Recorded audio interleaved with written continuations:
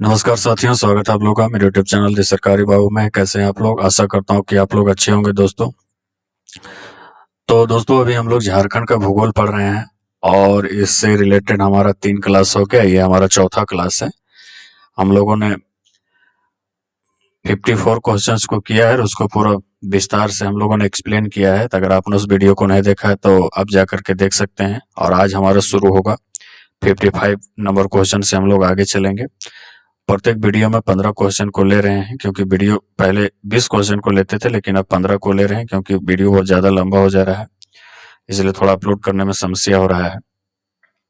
तो देखिए 54 नंबर जो कल का हमारा सवाल था वो था कि कृषि विभाग के अनुसार झारखंड कितने कृषि जलवायु उप क्षेत्र में विभाजित है। तो ऑप्शन हमारा 3 था। ऑप्शन 3 था, नहीं ऑप्शन नंबर सी हमारा सही था। कौन कौन क्षेत्र था? मध्य और उत्तर पूर्वी पठार, पश्चिमी पठार और दक्षिणी पठार। क्षेत्र 1 आपका जो है मध्य और उत्तर पूर्वी पठार है, क्षेत्र 2 आपका पश्चिमी पठार है और क्षेत्र 3 है आपका दक्षिणी पठार। अब यहाँ से हम लोग आगे चल रहे हैं। अगर और आप लोग से रिक्वेस्ट है कि आप लोग अगर नए हैं तो सब्सक्राइब कर लीजिए चैनल को और लाइक कीजिए वीडियो को। और आपका क्या सुझाव है, अगर आप क्या चाहते हैं, क्या टॉपिक पे वीडियो चाहते हैं, वो भी कमेंट कीजिए ताकि मैं उस टॉपिक पे वीडियो ले पाऊँ। तो 55 नंबर जो सवाल है हमारा वह है कि झारखंड की अर्थव्यवस्था का मुख्य आधार क्या है? यहाँ देखिए ऑप्शन ए है कृषि है, बी उद्योग है, सी वन है, डी खनिज है। तो इसका सही उत्तर हो जाएगा दोस्तों ए। झारखंड की अर्थव्यवस्था का मुख्य आधार जो है सो कृषि है। और झारखंड में कृषि युग भूमि का, अब इसके थोड़ा एक्सप्लेनेशन हम लोग जान लेते हैं। तो झारखंड में कृषि और कुल भूमि का क्षेत्रफल 38 लाख हेक्टेयर है ना, 38 लाख हेक्टेयर है। और उसके बाद झारखंड आर्थिक सर्वेक्षण रिपोर्ट 2022-23 के अनुसार राज्य में शुद्ध बोया गया क्षेत्र मात्र 17% है, मात्र 17% है ना। 79,714 वर्ग किलोमीटर में 17% क्षेत्र में जो है शुद्ध बोया गया क्षेत्र है, यानी कि इस क्षेत्र में खेती होती है। अब 56 नंबर सवाल है हमारा कि झारखंड की कितनी प्रतिशत आबादी कृषि कार्यों में लगी हुई है? कितनी प्रतिशत आबादी जो है कृषि कार्यों में लगी हुई है? ऑप्शन यहाँ देखिए, ए 70.63, बी 86.26, सी 90.80 और डी 92.42। तो इसका सही उत्तर होगा दोस्तों बी। 86.26% जो आबादी जो है झारखंड की वो कृषि कार्यों में लगी हुई है। अब बढ़ रहे हैं आगे। 57 नंबर सवाल है हमारा कि झारखंड में कृषि कार्यों में कितने प्रतिशत भूमि का प्रयोग होता है, यानी कि कृषि कार्यों में कितने प्रतिशत भूमि का प्रयोग होता है? ऑप्शन ए है हमारा 23%, बी है 30%, सी है 35%, डी है 20%। इसका सही उत्तर हो जाएगा दोस्तों 23%। कितनी प्रतिशत भूमि? तो जो आपका वो जो क्षेत्रफल जो कृषि के लिए जो योग्य भूमि है उसमें से 23% भूमि पर ही आपका खेती किया जाता है, यानी कि 79,714 वर्ग किलोमीटर का जो हमारा जो एरिया है झारखंड का, उसमें से 23% क्षेत्र में हमारा खेती होता है। अब देखिए जो उसके बाद जो पूरा राज्य का जो पूरा क्षेत्रफल है उसको अलग अलग जो जो वहाँ की जमीन है उसको अलग अलग उसके गुणवत्ता के आधार पर उनको अलग अलग नामों से वर्गीकरण किया गया है। और उनका जो प्रतिशतता जो उनकी भागीदारी है उसको भी यहाँ दर्शाया गया, तो उसको भी लोग देख लेते हैं यहाँ पे। तो शुद्ध बोया गया क्षेत्र आपका 17% है, वनों से आच्छादित आपका 28% है। पहले 29.62% था, लेकिन आर्थिक सर्वेक्षण 2022-23 के अनुसार से यह घटा है, 28% हो गया। और प्रति क्षेत्र आपका 17% है और अन्य प्रति क्षेत्र आपका 13% है। और गैर कृषि योग्य क्षेत्र आपका 9% है और बंजर एवं गैर कृषि योग्य क्षेत्र 7% है। कृषि योग्य बंजर क्षेत्र आपका 5% है और मिश्रित वन एवं झाड़ी आपका 2% है और चारागाह क्षेत्र आपका 2% है। यही है आपका। इसको आप लोग नोट्स में लिख लीजिएगा, आपको काम देगा। अब बढ़ते हैं अगला सवाल। 58 नंबर सवाल है हमारा कि वर्तमान में झारखंड में कृषि श्रमिकों का प्रतिशत कितना है? कृषि श्रमिकों का प्रतिशत कितना है? तो ये देखिए ऑप्शन पहले देख लीजिए, ए 40%, बी 45%, सी 52% और डी 80%। तो इसका सही उत्तर होगा 80%। 80% कृषि श्रमिक है झारखंड की जो आबादी है उसकी 80% आपके कृषि श्रमिक है और 86% से जो स्लाइटली ऊपर लोग जो हैं आपका खेती कार्य करते हैं पूरे झारखंड की आबादी का। और 59 नंबर सवाल है हमारा कि झारखंड के कुल कृषि योग्य भूमि में से कितने प्रतिशत भाग में धान की खेती की जाती है। देखिए, जो झारखंड की जलवायु जो है, यहाँ पर आइडियल आपका तापमान आपका 20 से 30 डिग्री सेल्सियस है झारखंड की तापमान, और औसत तापमान यहाँ पे 26%। और धान की खेती के लिए आपका 20 से 30 डिग्री सेल्सियस का जो तापमान होता है, 20 से 30 डिग्री सेल्सियस का तापमान होता है, यह बहुत ही उपयुक्त होता है। और साथ ही वर्षा जो है आपका 100 से लेकर के 200 मिलीमीटर की जो वर्षा होती है, यह धान की खेती के लिए काफी उपयुक्त होती है। और झारखंड में 100 से 200 लेकर के वर्षा ही होता है, यानी कि झारखंड की औसत वर्षा 140 मिलीमीटर है। तो इसके हिसाब से झारखंड में सर्वाधिक मात्रा में अगर जो खरीफ की फसल जो झारखंड में जो सर्वाधिक मात्रा में अगर बोई जाती है तो धान का ही खेती होता है, और उसका टोटल 80% खेती केवल धान का होता है। और यहाँ पे देखिए, धान के उत्पादन के लिए 75 से 200 सेंटीमीटर वर्षा है ना भाई, 75 से 100 से 200, और उसके बाद 9 से 27 डिग्री तापमान की आवश्यकता होती है। 20 से 30 डिग्री यानी कि 9 से 27 डिग्री, यानी झारखंड की इतना ही औसत तापमान आपका 26 है, और यहाँ पर इतना लगभग सारा क्षेत्र में लगभग इसी के बीच में होता है। तो वर्षा और 9 से 27 डिग्री तापमान की आवश्यकता है, इसके कारण यह झारखंड का जो जलवायु है धान की खेती के लिए काफी उपयुक्त है। अब 60 नंबर सवाल है हमारा कि झारखंड कृषि विभाग के द्वारा उल्लेखित झारखंड की कुल खेती की कितनी प्रतिशत भूमि असिंचित है। असिंचित है यानी कि वहां पर सिंचाई करने के लिए कोई साधन नहीं है। तो यहाँ ऑप्शन देख लीजिए, 64%, बी 20%, सी 92% और डी 86%। तो ऑप्शन नंबर होगा हमारा सी 92%। और ये भी जो है, ये डेटा ऐसे नहीं है, झारखंड कृषि विभाग के द्वारा उल्लेखित यह डेटा है। कितना खेती योग्य खेती करने वालों में से कितना प्रतिशत भाग, 92% भाग जो है आपका असिंचित है। अब 61 नंबर सवाल है हमारा का झारखंड कृषि का प्रदर्शन है, यानी कि राष्ट्रीय स्तर पर अगर देखा जाए तो झारखंड के कृषि का प्रदर्शन, झारखंड में कृषि उत्पादन का प्रदर्शन कैसा है। यहाँ देखिए, राष्ट्रीय औसत से बहुत ऊपर, बी राष्ट्रीय औसत से बहुत कम, सी राष्ट्रीय औसत के बराबर, या डी राष्ट्रीय औसत से थोड़ी ऊपर। तो दोस्तों सही उत्तर होगा आपका बी, क्योंकि झारखंड में जो कृषि का जो उत्पाद है वो राष्ट्रीय औसत से बहुत कम है। क्योंकि इसका बहुत सारा कारण है, क्योंकि यहाँ पर सबसे बड़ी बात है कि यहाँ पर जो जोतों का आकार है, जो खेतों का जो आकार है, खेती करने योग्य जो खेतों का आकार है, खेतों का आकार छोटे छोटे है ना, छोटे छोटे हैं। और भूमि यहाँ पे झारखंड एक पठारी भाग है, झारखंड पठारी इलाका है, पठारी इलाका है, जिसके कारण जो पानी का जो बहाव होता है सीधे रुकता नहीं है। पानी जैसे बरसात होती है वो सीधे बह करके नदी नालों से होके हुए समुद्र में चली जाती है। दूसरी बात है कि यहाँ की जलवायु जो है, यहाँ की जलवायु उष्णकटिबंधीय जलवायु है, उष्णकटिबंधीय जलवायु है, उष्णकटिबंधीय जलवायु है। दूसरी बात है कि यहाँ पर सिंचाई का कोई उपयुक्त साधन नहीं है, सिंचाई के साधन नहीं है। और यहाँ पर पारंपरिक जो ट्रेडिशनल तरीके से जो खेती होते आ रहा है, उसी प्रक्रिया के द्वारा यहाँ पर आज भी लोग खेती करते हैं। उन्नत बीजों का नहीं उपयोग हो पाता है, वैज्ञानिक तरीके से खेती नहीं होता है, इसके कारण यहाँ का जो औसत जो उत्पादन है कृषि का वो बहुत कम है राष्ट्रीय औसत से। अब 62 नंबर सवाल है हमारा कि झारखंड में खेती योग्य बंजर भूमि का प्रतिशत कितना है। ये है 8% है, बी है आपका 7% है, सी 5% है, या डी 4%। ऑप्शन नंबर सी होगा दोस्तों, 5% है। यानी कि बंजर भूमि का प्रतिशत कितना, खेती योग्य बंजर भूमि का कितना प्रतिशत है, 5%। अब 63 नंबर सवाल है कि पलामू जिला में किस तिलहन का अधिकतम मात्रा में उत्पादन होता है। यहाँ पे देखिए, तिलहन की यानी कि जिससे तेल निकाला जाता है,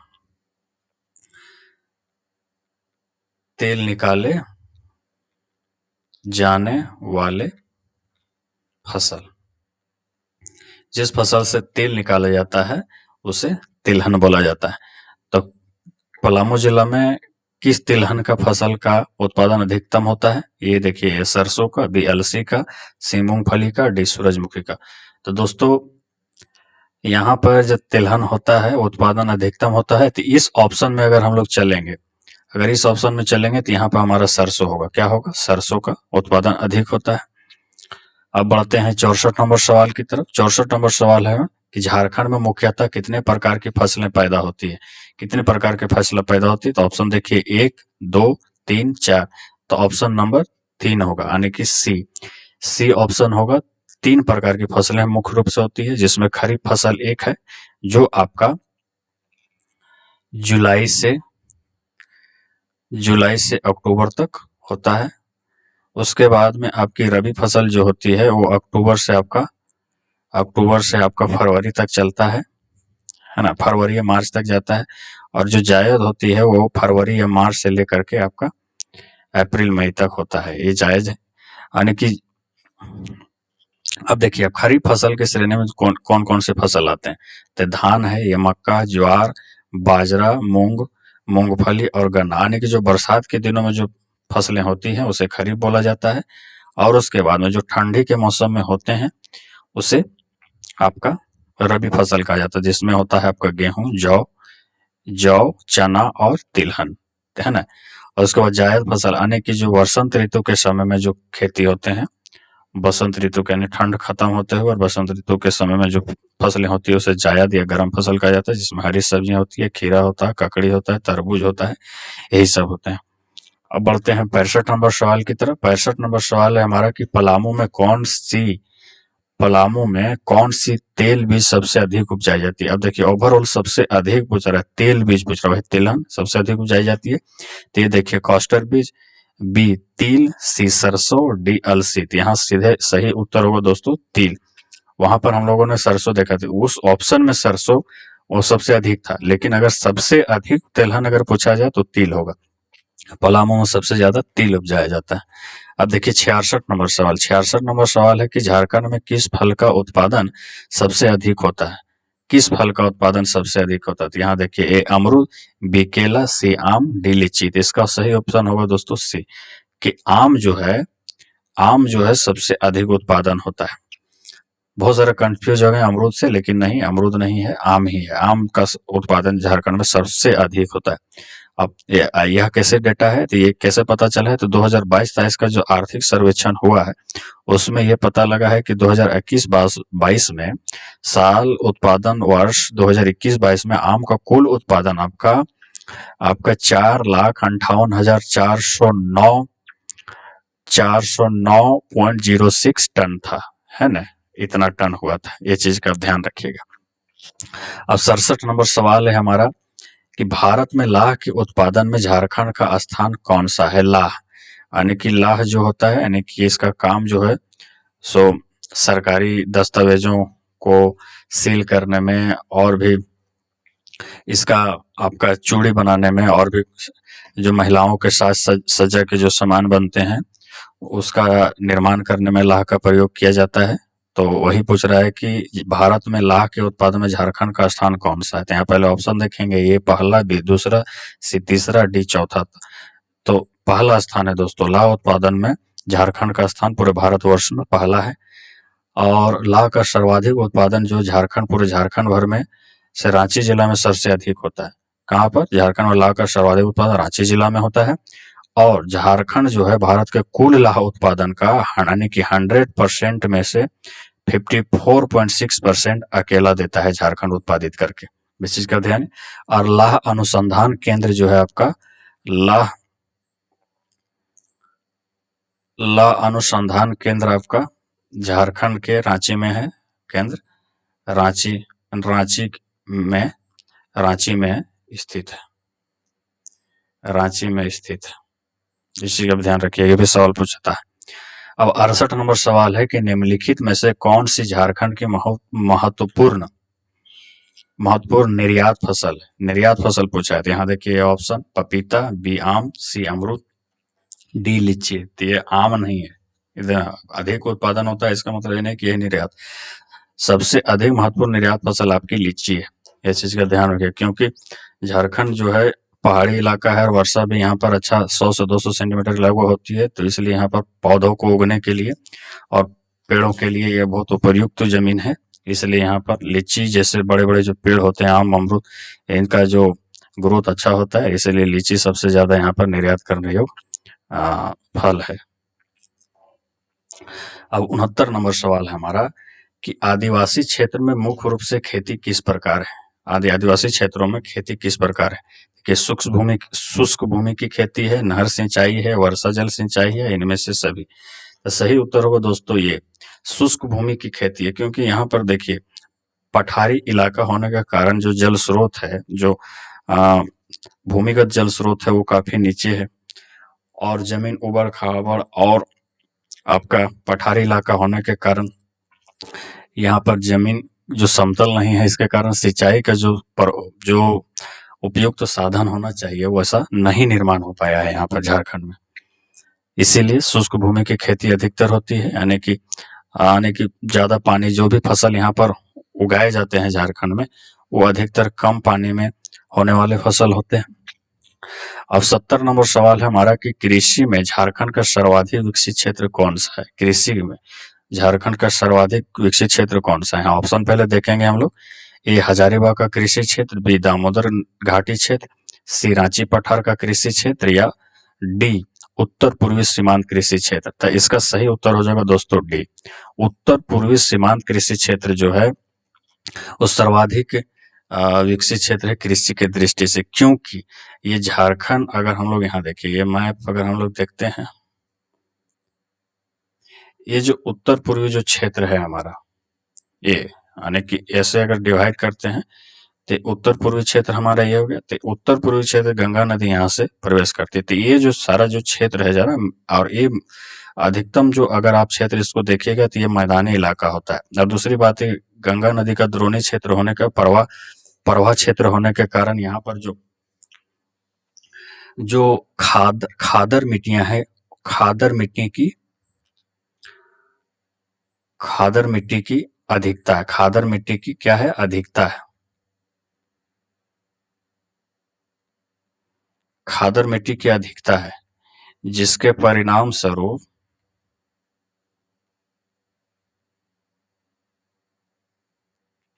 खादर मिट्टी की अधिकता है, जिसके परिणाम स्वरूप यहाँ पर खेती करने के लिए ये जमीन उपयुक्त है, क्योंकि यहाँ की मिट्टी की उर्वरा शक्ति अधिक है और सिंचाई का भी साधन हो जाता है, क्योंकि यहाँ पर जो जल स्रोत है, भूमिगत जल स्रोत और सिंचाई का जो साधन है वो काफी है।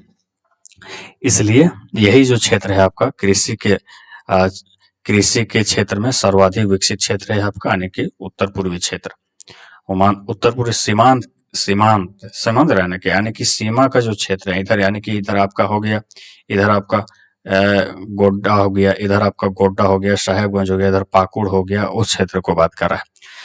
तो दोस्तों हम लोगों ने आज 17 नंबर यानी कि 15 क्वेश्चन हम लोगों ने आज कर लिया, यानी कि एक क्वेश्चन ज्यादा ले लिए हम लोग, 16 क्वेश्चन ले लिया है। तो फिर हम लोग इससे आगे हम लोग कल बढ़ेंगे। तो अगर आप अभी तक अगर आपने चैनल को नहीं सब्सक्राइब किया है तो कर लीजिए, क्योंकि काफी मेहनत लगता है सारी चीजों को करने में। पहले सारा क्वेश्चन सिलेक्ट करना पड़ता है, उसके बाद फिर इसको पूरा टाइपिंग करना पड़ता है, उसके बाद फिर इस तरह से स्टडी करके बहुत सारा मटेरियल को यहाँ पर ऑर्गेनाइज करने के बाद में फिर एक क्लास इस प्रकार के बन पाता है। तो इसलिए मोटिवेशन मिलेगा आप लोगों के लाइक सब्सक्राइब से, और आगे भी काम करने का इस तरह से लगन बढ़ेगा। तो ठीक है दोस्तों, फिर मिलते हैं नेक्स्ट वीडियो में, तब तक के लिए नमस्कार।